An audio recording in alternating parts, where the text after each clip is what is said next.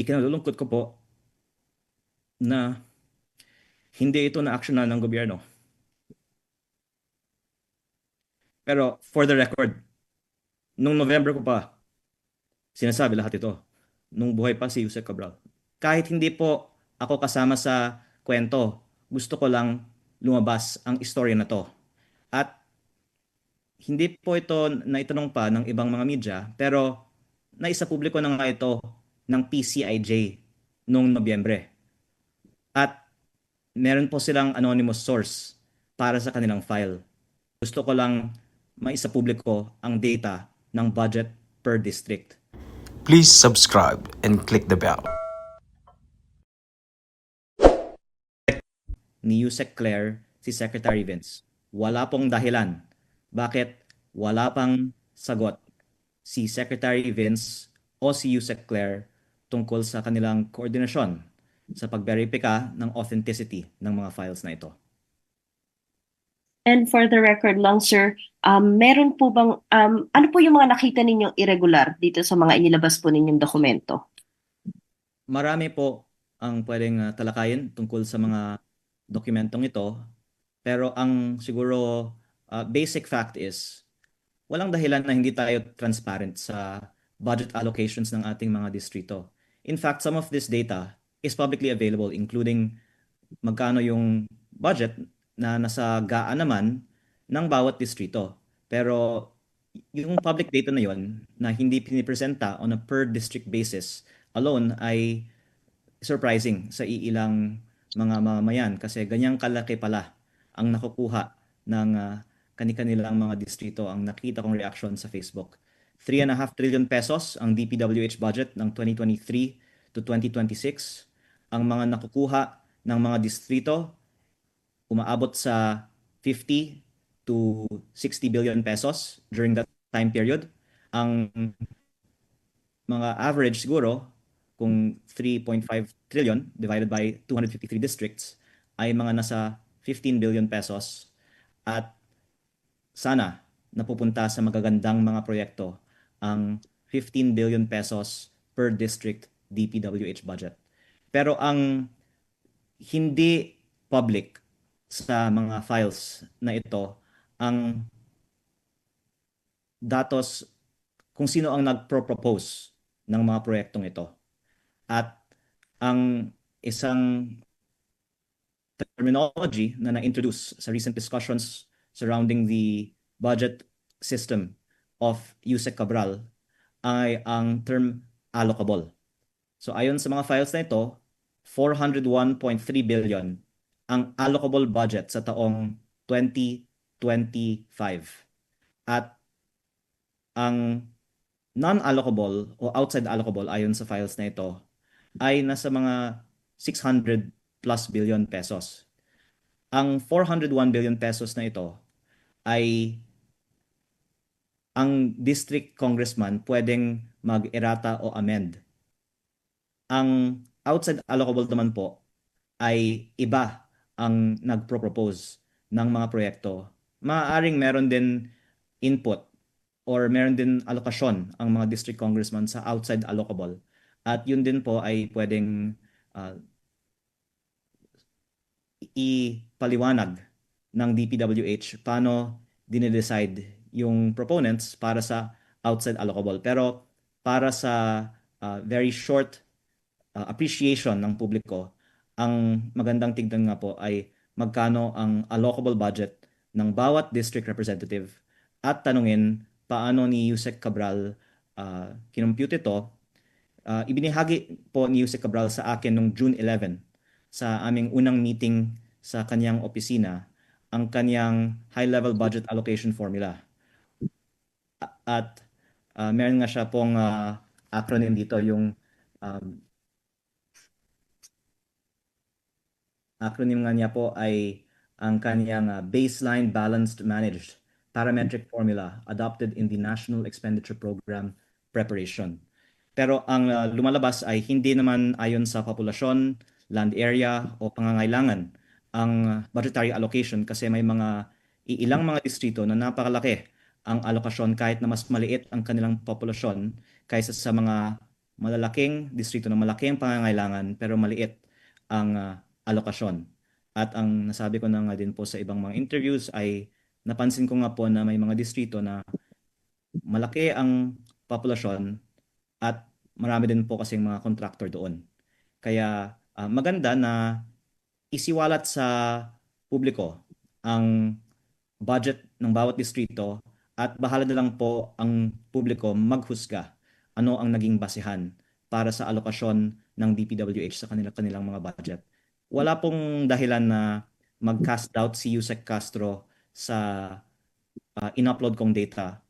At I'm sorry to say this, but I think she will make a fool of herself because Secretary Vince and others in DPWH and others in Congress will confirm the authenticity of the files that I've uploaded. Okay. So basically you're saying may formula, hindi nasunod. Is that irregular? Hello? Wala pong formula. Ang una-unang sinasabi ko po ay kahit na hindi ako magsabi na may irregularity dito, mabuting malaman ng publiko ilang bilyon ang DPWH budget ng kanilang mga distrito taon-taon at sa nakaraang mga taon. Baka yung irregular nga dito, bakit ayaw isa publiko ang budget ng bawat distrito sa Pilipinas? Yan po ang irregular. Dapat malaman ng taong bayan saan napunta ang 3.5 trillion pesos budget. Kahit sino na magbibigay ng kanilang opinion, sa tingin ko naman wala naman mag-argue against the need for transparency on the per district budget allocation. Yes, we agree on the transparency, but I just mean, So meron po ba kayong plan? yung irregular po sa akin is actually not the data. It's more the reaction na parang hindi pa nga nila isinasa sa publiko ang kanilang available na budget data. Naglabas lang ako ng budget data tapos ganito po ang kanilang reaction. And all this time, until I brought it out, at ang data na ito ay nasa kamay ng napakaraming mga miyembro ng Kongreso at DPWH din, itinatago pa ang available naman pong data tungkol sa DPWH budget per district. Okay.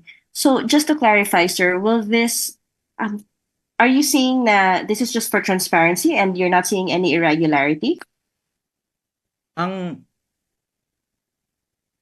ICI at Ombudsman ay gumagawa ng mga investigasyon pa tungkol sa mga irregularities. Linking, for example, the proponents of projects to the contractors who are eventually awarded the projects. The budget data is a starting point. There might be some cases where prima facie, the proponent is linked to the contractor and that is an irregularity. But in other cases, there might have to be some further research on if there is a relationship between the proponent and the contractor, and maybe AMLAC can help find out if there was a financial transaction behind the insertion. But I think the most irregular thing here is bakit itinatago all these years yung budget per district data ng DPWH. At babanggitin ko lang din po na nung September, sinabi ni Sec Vince, isa sa publiko niya ito. Marami pong nagtatanong sa akin, bakit ko hindi ito isinapubliko nung September pa? Kasi sabi ni Sec Vince sa akin na isa sa publiko niya. Aaminin ko din po, marami sa Kongreso, nung sinabi ko gusto ko mag-privilege speech para isapubliko ito, nakiusap sa akin na wag isapubliko ito. Kaya mas gusto ko sana na si Sec Vince na lang ang magsasapubliko nito para hindi ako ang sisisihin ng ating mga kasamahan. Kahit hindi po ako kasama sa kwento, gusto ko lang lumabas ang istorya na to. At hindi po ito naitanong pa ng ibang mga media, pero naisapubliko na nga ito ng PCIJ noong Nobyembre. At meron po silang anonymous source para sa kanilang file. Meron pong ibang mga files sa kanilang istorya na galing sa ibang source. Pero ang ibang mga files ng PCIJ sa kanilang story nung November ay ako. Kaya kahit hindi po ako kasama sa story, okay lang sa akin. Gusto ko lang maisapubliko ang data ng budget per district. Nung November din, pinakita ko sa ICI at sa Ombudsman ang buong file na nakuha ko mula sa opisina ni Yusek Cabral at sinabi nila sa akin then, only then did they see it. And I'm thankful that this Tuesday, the DPWH finally turned it over to the Ombudsman after all of this happened. I think that I was the one who, in good faith, showed it to them in November, and yet I don't know why people are asking why I'm only talking about this now. I gave an interview in November also talking about this list, in fact, several interviews, and was saying that Yusek Cabral knows more about the DPWH budget than any other official, and that she should be made a state witness.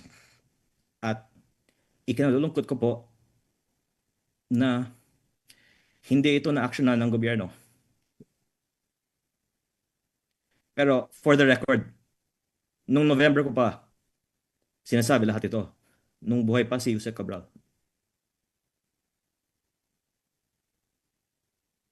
Okay, thank you po.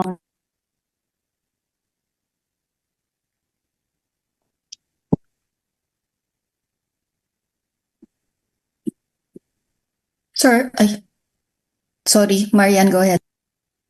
Sige, go ahead ate. Ikaw muna. Sir, itatanong ko lang yung in-upload nyo na 2023 to 2026 data.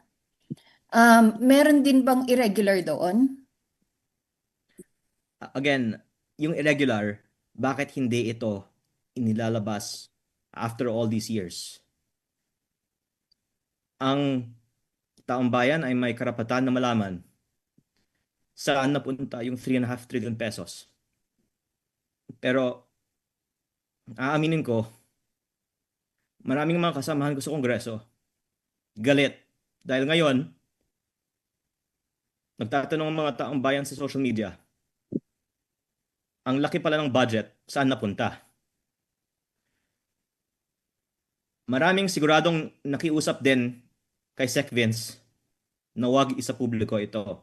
Pero sinabi sa akin ni Sec Vince noong September na gusto niyang maisa publiko ito.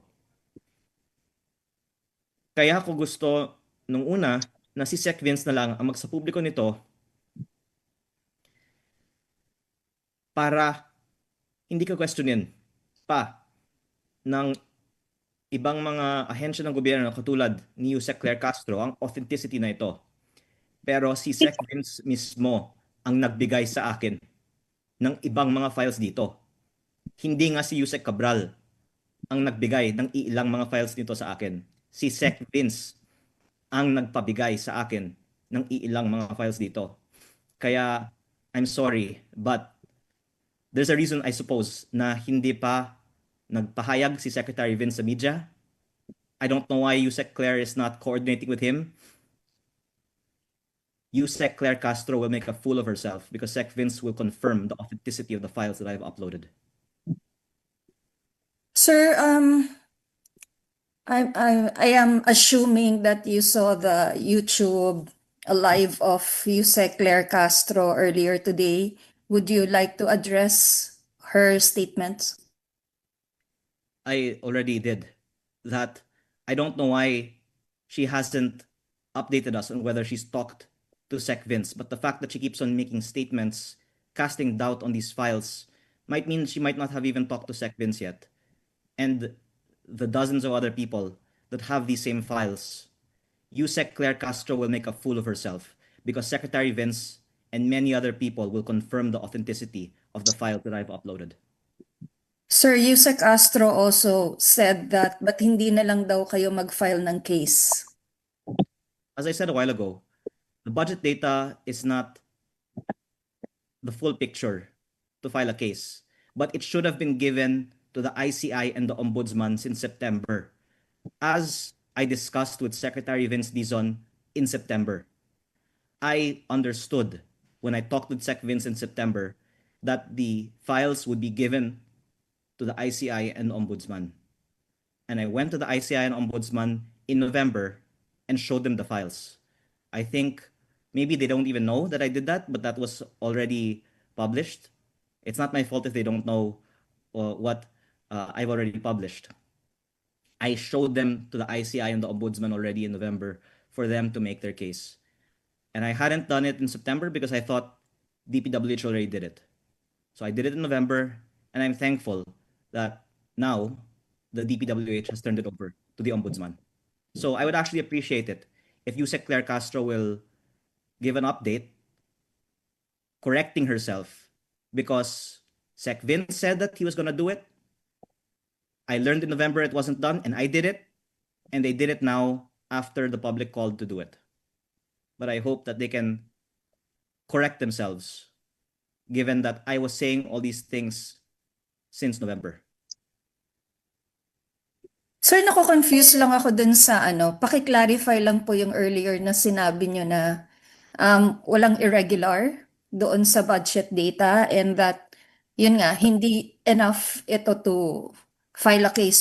So why is there a big deal Okay. on this data? Kung maaari ko pong ipaliwanag. Kung meron 20 billion peso budget ang isang distrito sa isang taon, o 60 billion peso budget sa 4 na taon, that's not enough. But it's worth asking. Kung ang ibang mga distrito ay may 10 billion at ang ibang mga distrito naman ay may 30, 40, 50, 60 billion, bakit? At saka,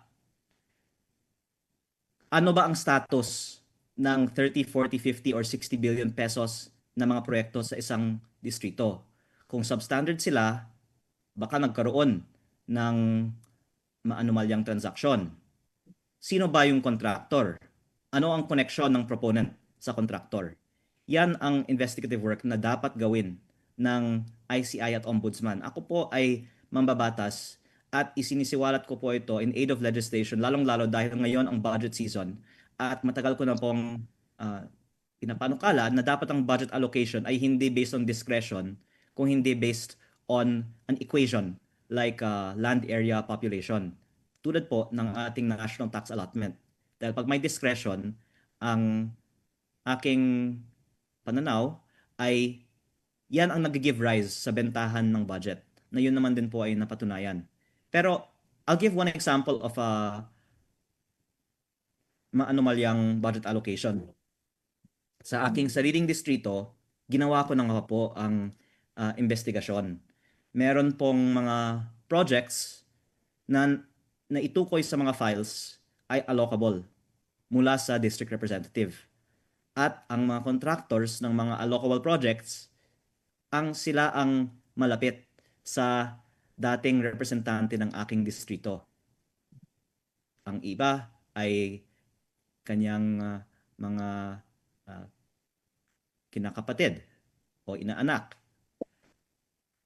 At ang outside allocable naman sa aking distrito, kabilang po doon ang mga proyekto na nasa leadership list ni Yusek Cabral. At ang iba naman ay nasa Senti 20 list ni Yusek Cabral. At yun yung sinabi ko nung Nobyembre pa, na ayon sa mga listahan ni Yusek Cabral, tila na may pre-ordering ng mga proyekto sa DPWH NEP.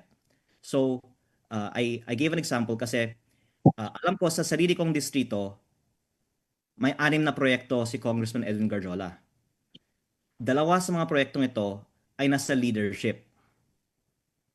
At paumanhin na lang po kung sino man si leadership. Pero gusto ko lang malaman sana bakit si leadership nagbigay ng 280 million pesos na pondo para sa 2 road projects sa Calatagan, Batangas.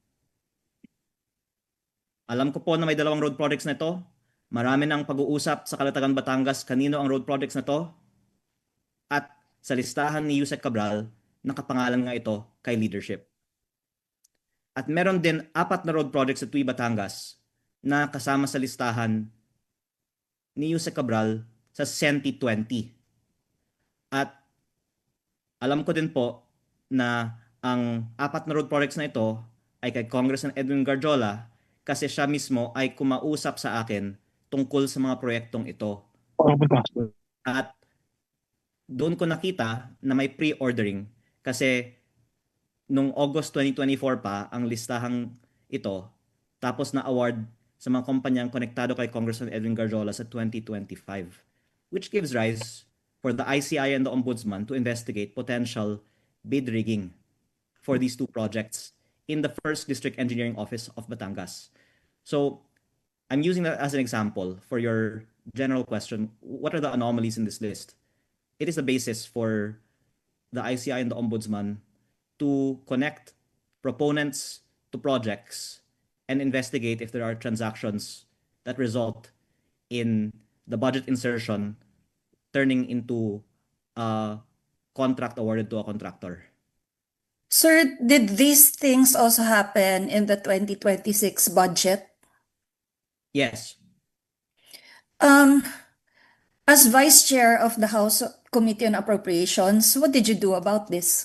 By the way, yung sinasabi kong did these things happen in the 2026 budget insertions that are being hidden from the public, which I will say a bit more about later, have. And the projects have not yet been bid. Kaya baka maraming mga bid rigging ay mas-stop pa kung ma-bring to public attention ang practice na ito. Pero may isisiwalat pa ako mamaya tungkol sa mga budget insertions sa 2026. Yes, sir. And I'm just saying, in my own district, we're making sure walang lutuan ng bidding sa DPWH simula ngayon. Pero based on all the data that I've seen and all of the testimonies of people in the 1st District of Batangas, halos lahat ng mga bids ng DPWH sa aking distrito ay luto. At yun po ay tugma sa sinabi ni former Undersecretary Roberto Bernardo, at bahala na lang po kung gustong sabihin ng iba na iniimbento ko lang ito, na luto ang karamihan ng mga bidding sa DPWH, pero yan po ang aking masasabi ayon sa aking karanasan sa unang distrito ng Batangas. Yes, sir. I reiterate my question as Vice Chair of the House Committee on Appropriations. What did you do about this? Nagrereklamo po ako bakit hindi natin una isinasa publiko ang datos ng bawat distrito. Kaya nga ibinigay sa akin ang datos na ito. So ako po ay sinserong nagpapasalamat kay Sec Vince kasi noon hindi ito ibinibigay. Nung pumasok lang si Sec Vince, ibinigay sa akin ang datos na ito. Pero sana hindi lang ibigay sa akin, sana maisa publiko.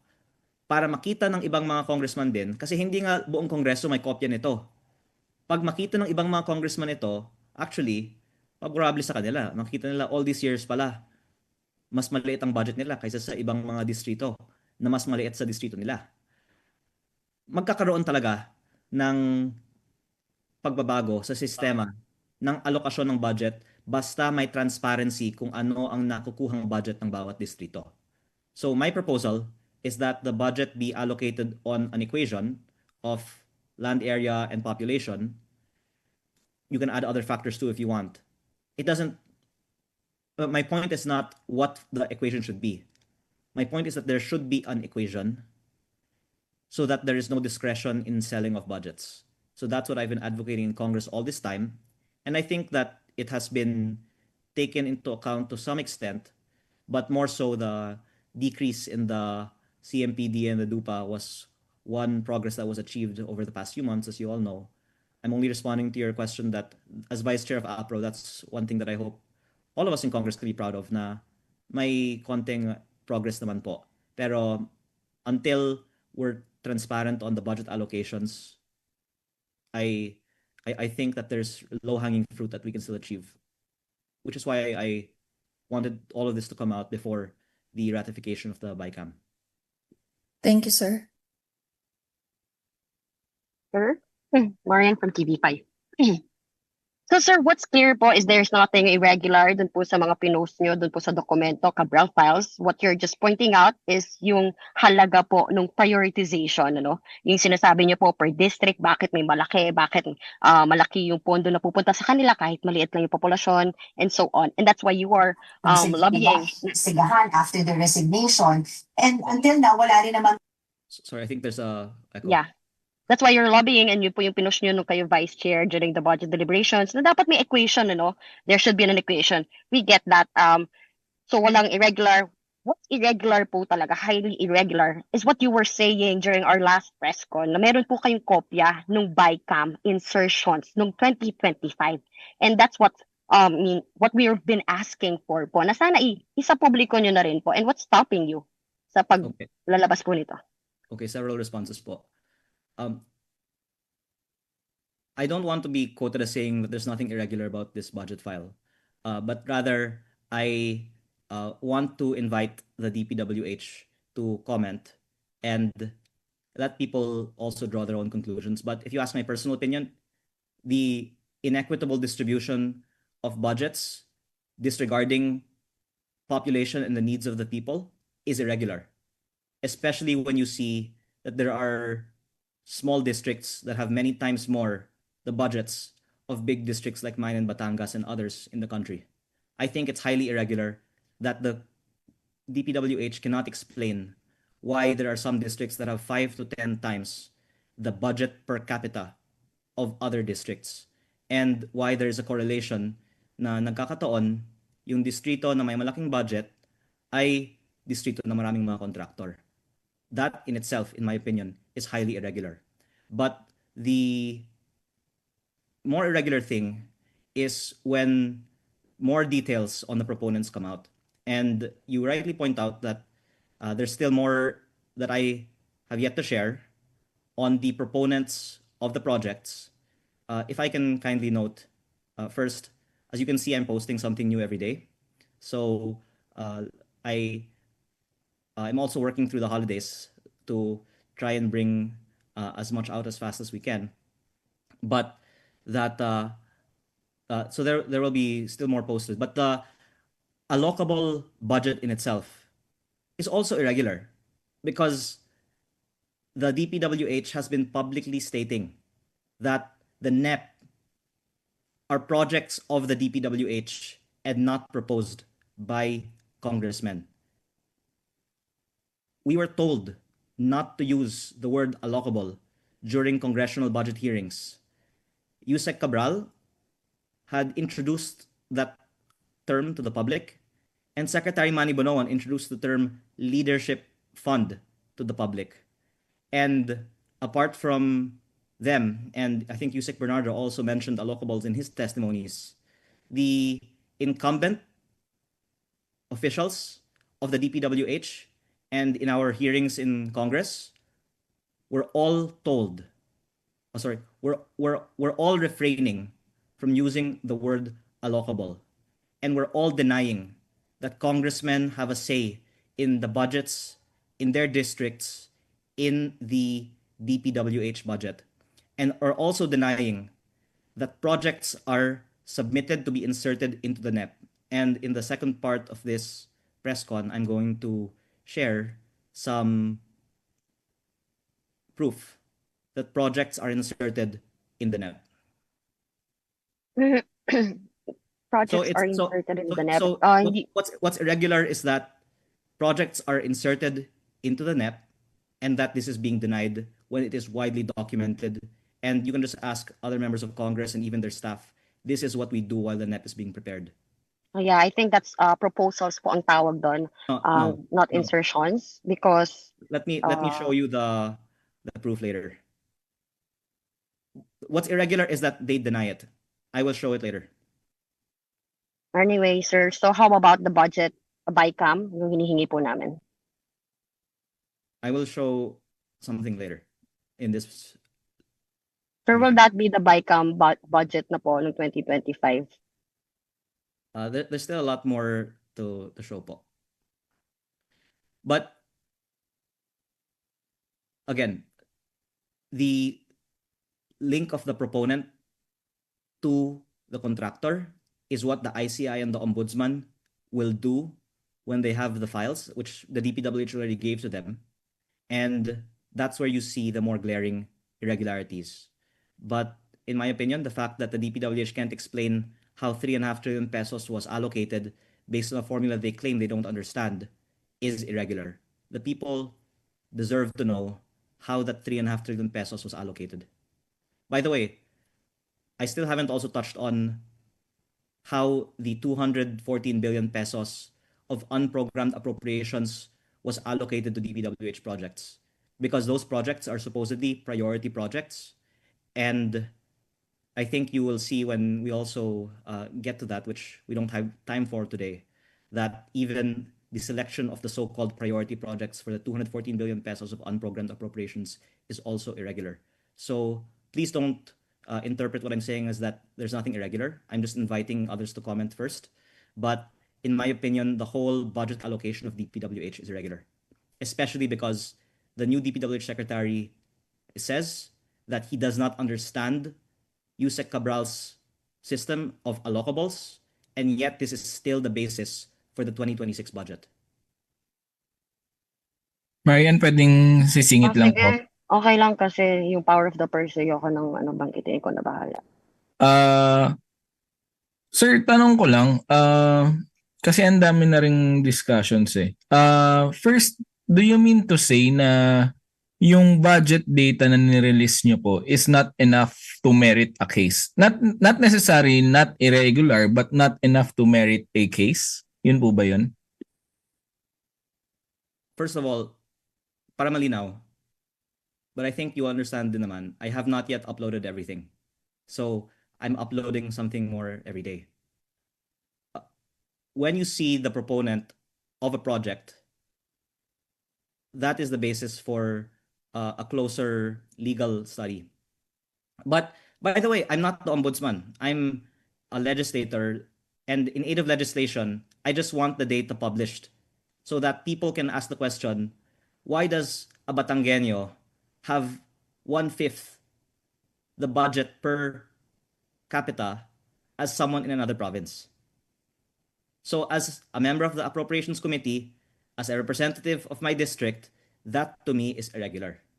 But the legal side of things, the ICI and the Ombudsman told me, I am citing them here, that the list of proponents on the projects in the NEP will be very useful for their investigations, because there are 421, they said, ghost projects, and they don't even know who are the proponents of those ghost projects. That's why I'm sorry, but it's a big decision to publish the list of proponents of projects, because this might help the ICI and Ombudsman build cases against some of my colleagues here in the House.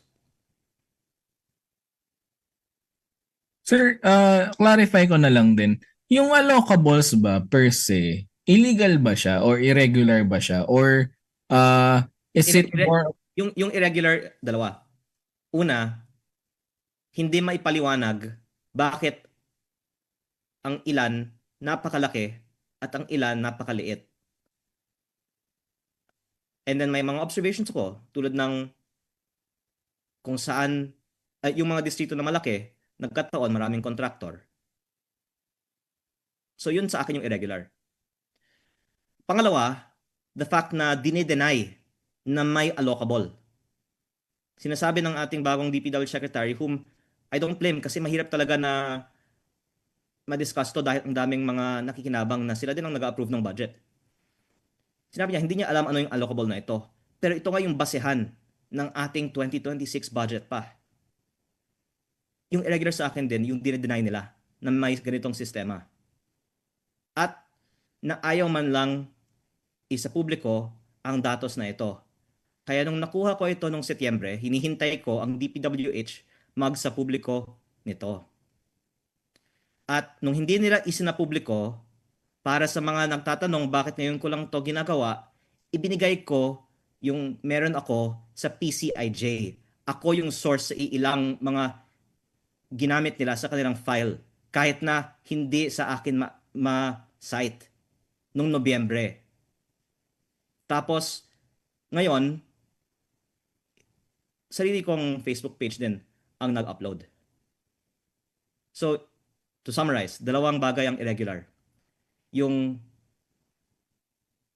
hindi maipaliwanag bakit ang ilan malaki, ang ilan maliit ang budget, na walang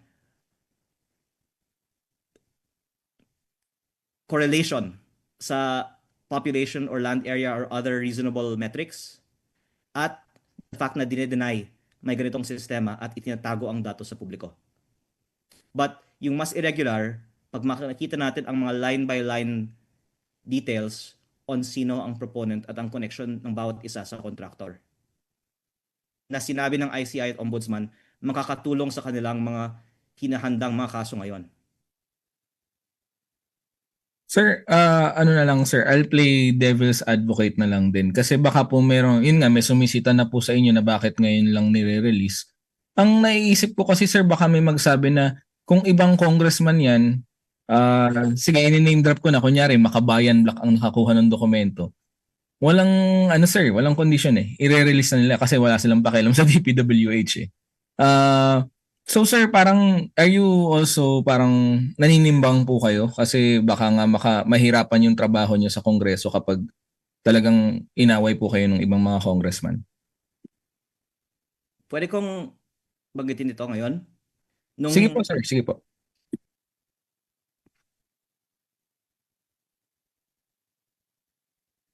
Noong October 16, nag-press briefing ako tungkol sa mga contractor appointees ng DPWH na ako ay nagpapasalamat.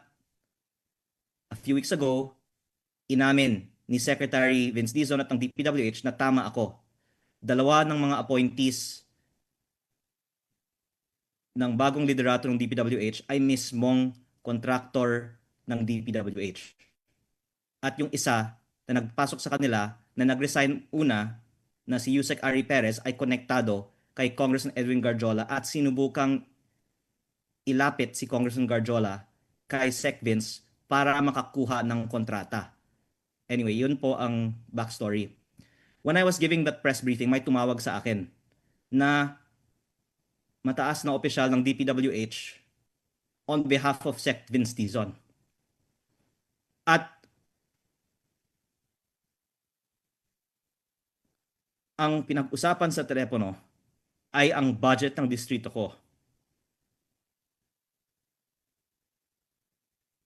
Ayaw ko naman na maapektuhan ang budget ng distrito ko dahil sa ginagawa ko ngayon. Pero ako po ay nagtitiwala na dahil tama naman na malaman ng publiko ang budget ng bawat distrito, the fact na tinawagan ako tungkol sa budget ng distrito ko sa gitna ng ating press con alone is proof na ang budget ay ina-allocate din for purposes other than the need of the districts. At minsan, ito nga din ay ginagamit bilang leverage over members of Congress. Pero nagtitiwala po ako na hindi maapektuhan ang budget ng distrito ko dahil sa ginagawa ko ngayon.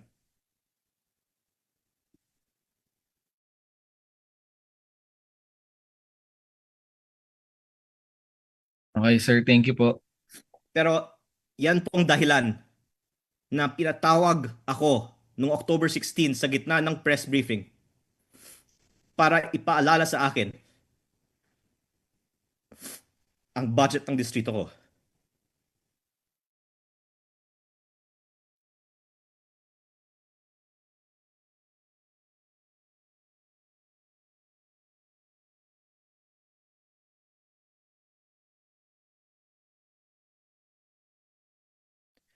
But despite that, nagbigay ako ng file sa PCIJ at nilabas nila noong Nobyembre.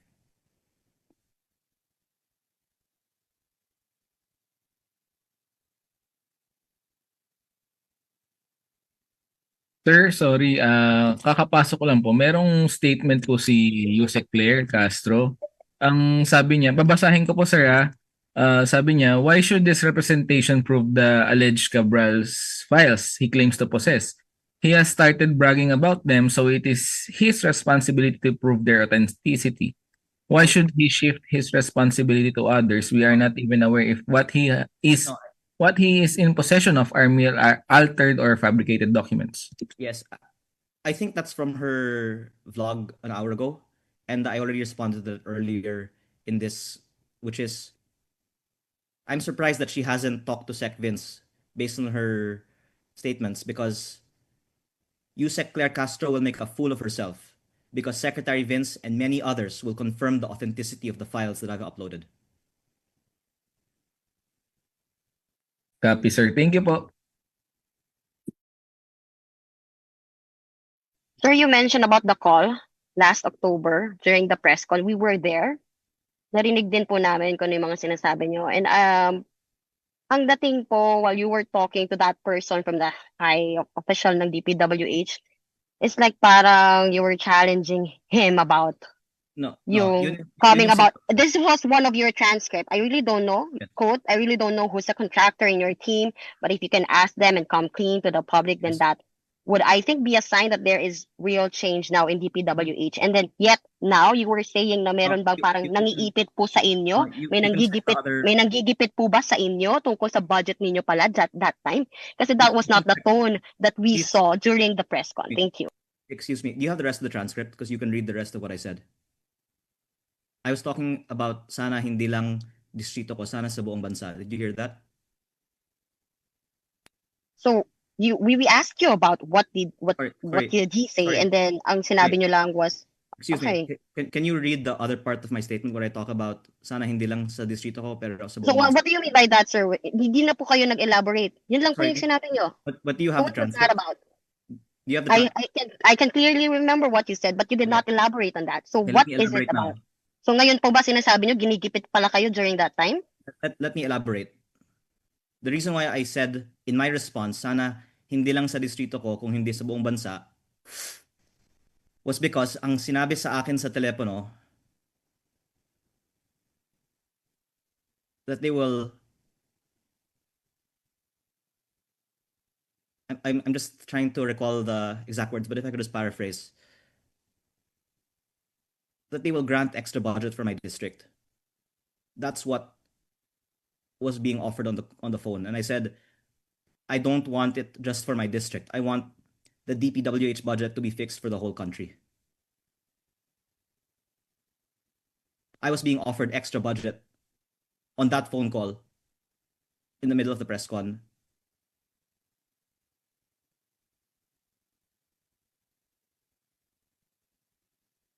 And I'll say Kindly elaborate, sir. Okay. In the same breath of talking about my allegations against the new leadership in the DPWH, I was being offered extra budget. In the same breath that I was questioning the DPWH budget, I was being offered extra budget. I think that's the more connected thing. Budget po saan? Ano pong detalye rito, sir? Kindly please elaborate us. Thank you. I'm asking for extra budget for classrooms in the 1st District of Batangas. And on the phone, I was told, we will give you extra budget for your district. If you read between the lines, that means you don't question our budget and we'll give you your budget. That's what I'm saying. Oh, so you were asking for additional budget sana for classrooms po sa inyong distrito. Let me explain. My argument from the beginning, also publicly stated, is that there should be logic behind the budget allocation, and the current system disadvantages certain regions. NCR has the lowest, but there could be arguments for and against that. And then Region 4A is the second lowest after NCR. And there are many districts in Region 4A that are much like the rest of the country, and so should not be treated like urban districts, like mine, the most rural district in Batangas. And yet we have a very low budget per capita. That's why I've been arguing we should redo the whole DPWH budget system so that districts like mine can get additional budget. Okay, so if you look then at what my proposal is, dagdagan ng budget ng distrito ko at ng ibang mga distrito na disadvantage sa current system sa buong bansa, at tinawagan ako para sabihin yung para sa distrito ko ibibigay nila. Huwag ko lang guluhin yung DPWH budget system sa buong bansa. And then what did you do po, sir? Did you give in? Isn't that a bribe? Exactly, and that's why tuloy-tuloy akong nagka-question pa sa DPWH budget system sa buong bansa. At yung matatamaan dito, yung mga lugar na maraming parking ng mga contractors. Because big parts of this DPWH budget have been going to places that are not even highly populated. But because that's where the contractors have seen that they can have the most lucrative projects. And instead, if this system is applied, then it will instead go to districts or areas even that need them, and not necessarily where the contractors can make the biggest profit. So the fact that I am continuing to question the DPWH budget system is me showing na hindi ako mabibili ng anumang budget. Okay, so hindi po nadagdagan yung budget nyo para sa classroom? Hindi, nadagdagan. Ako po ay nagpapasalamat. Dahil yun po ay para sa mga mamamayan ng aking distrito.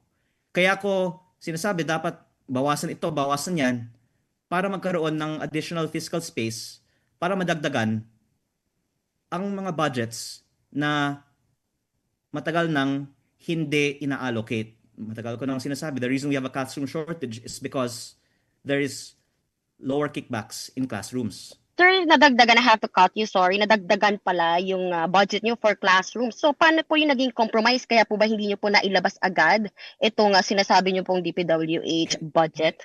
Hindi, kasi kung mapansin nyo, hindi ko tinigilan ng DPWH linggo-linggo. Kaya ako po ay nagpapasalamat na kahit na tuloy-tuloy akong nagque-question sa DPWH, hindi so far binawasan ang budget ng aking distrito. Pero But nadadag. if anyone will tell me that I've gone easy on DPWH, then actually I'm thankful, because I'd like DPWH to appreciate na naging mabait ako sa kanila. Pero I think others can say, oh, it's good actually that DPWH is still is not slashing Leandro's budget despite him questioning the whole budget. So, sir, magkano na po yung naidagdag in total na ng budget for your classrooms, no? Sa inyong distrito. Yeah, okay, thanks. I'll take this opportunity to disclose.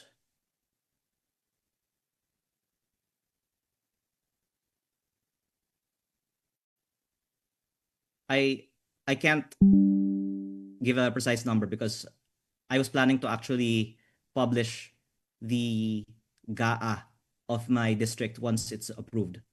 But the amendments that I'm making for the DPWH budget, by the way, I also posted this on Facebook.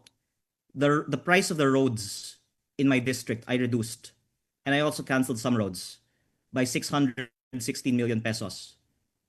Yung sinasabi ng DPWH na hindi magawa, in-apply ko yung adjusted prices na hindi ginawa sa buong bansa sa roads ng aking distrito. May savings ng 616 million pesos. So, mula sa savings ng binawasan ng mga roads, inilipat sa classrooms. Kaya may karagdagang ding budget para sa classroom sa aking distrito. .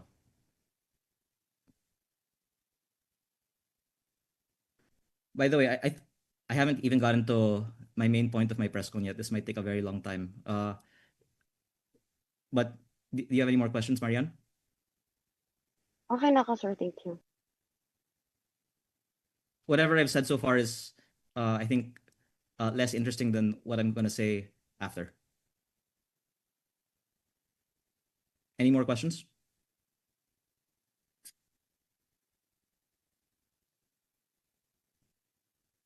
Sir, okay na po. Meron pa po kasi Okay. kami rin next press con. Okay. So, um,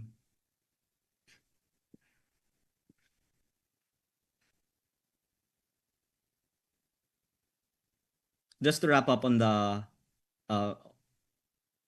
Cabral DPWH documents.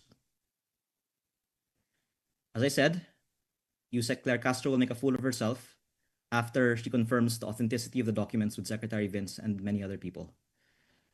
And what is irregular is that it is so unequal and cannot be explained, and yet is still the basis of the budget, and that many people have asked this not to be released, and that I can really say it's being hidden from the public, and the public deserves to know where the budget is going.